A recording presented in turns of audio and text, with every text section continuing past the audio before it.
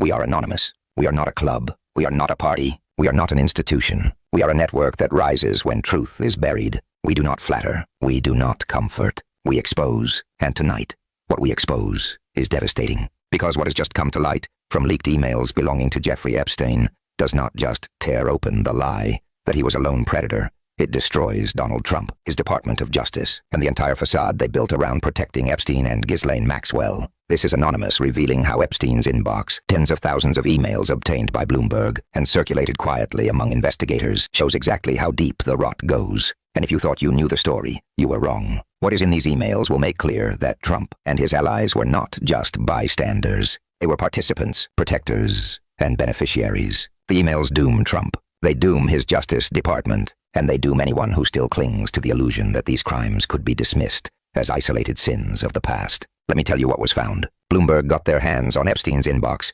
tens of thousands of emails. Inside, among the receipts and communications, lay the evidence that Ghislaine Maxwell lied under oath. She told the government in her desperate attempt to escape prison that she had no role, no involvement, no knowledge of Epstein's gifts to victims or his transactions with powerful men. She swore she was innocent. She swore she was just a victim herself. That was a lie, because these emails show her fingerprints on everything. She was Epstein's fixer, his coordinator, the one who procured gifts, and paid off victims and kept wealthy men close. We have spreadsheets, prepared by her own accountant. Forget the client list.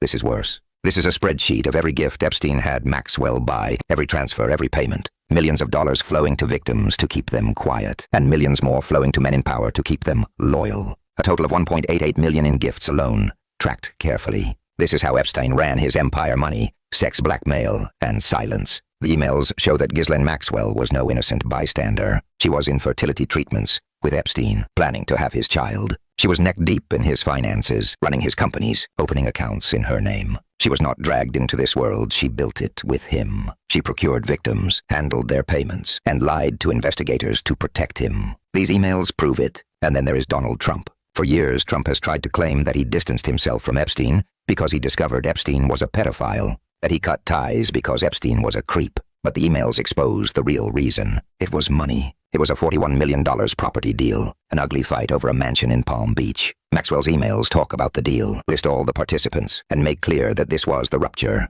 Not morality, not disgust, not FBI cooperation, but greed. Trump and Epstein were friends until they fought over real estate. That's it. And even after Trump stayed silent, because he knew Epstein was a predator. And under the law, when you know, or should have known, that is called willful blindness. Trump's willful blindness protected a pedophile. Let me be clear about what else is in these emails. They show fathers selling their daughters to Epstein for money. $10,000 for a father to prostitute his child. They show Epstein receiving offers of young women, of students of Russian girls who could bring more girls. They show emails from Epstein demanding sex from victims, arranging encounters, treating human beings like disposable property. They show Maxwell writing to Epstein while he sat in his cushy jail cell after his 2008 sweetheart deal, negotiated by Alan Dershowitz, the Harvard lawyer who himself received a Lexus from Epstein and Maxwell. They show her professing her love for him, telling him how much she missed him. And Dershowitz, he goes on Fox News and Newsmax to defend Maxwell, to rehabilitate her image, to claim she was a victim too.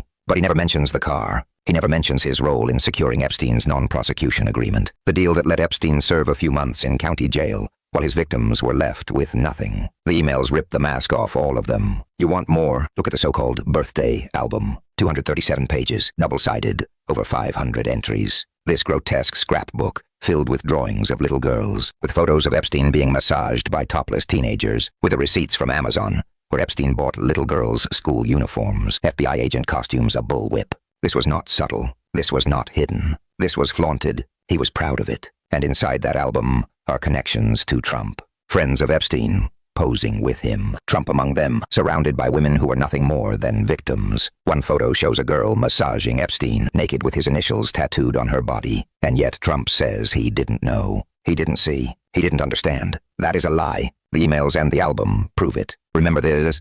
Epstein was convicted in 2008 of soliciting prostitution from a minor. That is not even the full truth of what he did. But even then, Trump defended him. Even then, Trump kept Maxwell close. Even then, Trump's Justice Department under Bill Barr sabotaged efforts to fully expose Epstein's network. Barr pulled prosecutors off the case. Barr silenced investigators. Barr shut the door on the possibility of unraveling the client list. And then Epstein died. in federal custody in 2019. A death the world still doubts. A death that conveniently sealed the mouths of many powerful men. This was not incompetence. This was protection. Protection for Trump. Protection for Dershowitz. Protection for princes and presidents and billionaires. The emails show Maxwell's role as a director in Epstein's companies. They show her bank accounts being used to funnel money. They show her spreadsheet of gifts. $200 to a victim for a Victoria's Secret purchase. $1,200 for massage classes. $10,000 for a Rolex. 25,000 wires to women listed as both assistants and victims. 33. Massage for dummies books. Laptops.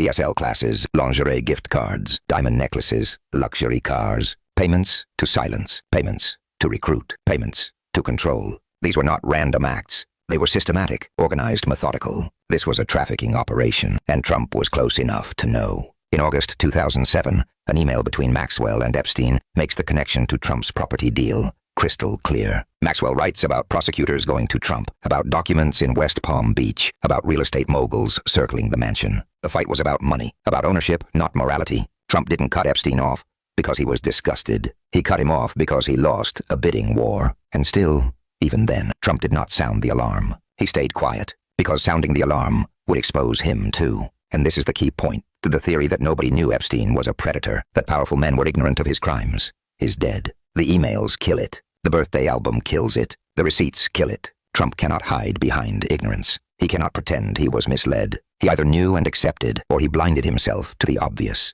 And either way, that makes him complicit. The Department of Justice under Trump bent over backwards to protect Maxwell. Trump himself went on record to say he wished her well while she was in jail. Think about that. The President of the United States publicly wishing well to a convicted child trafficker. Why?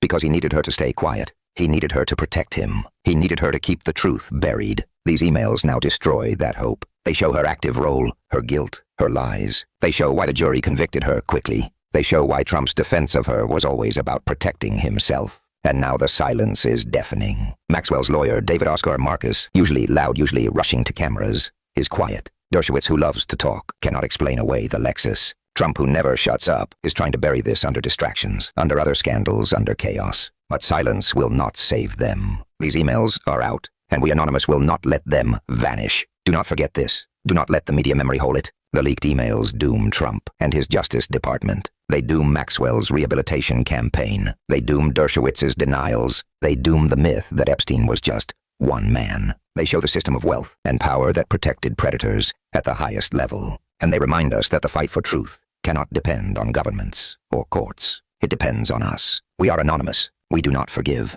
We do not forget. Expect us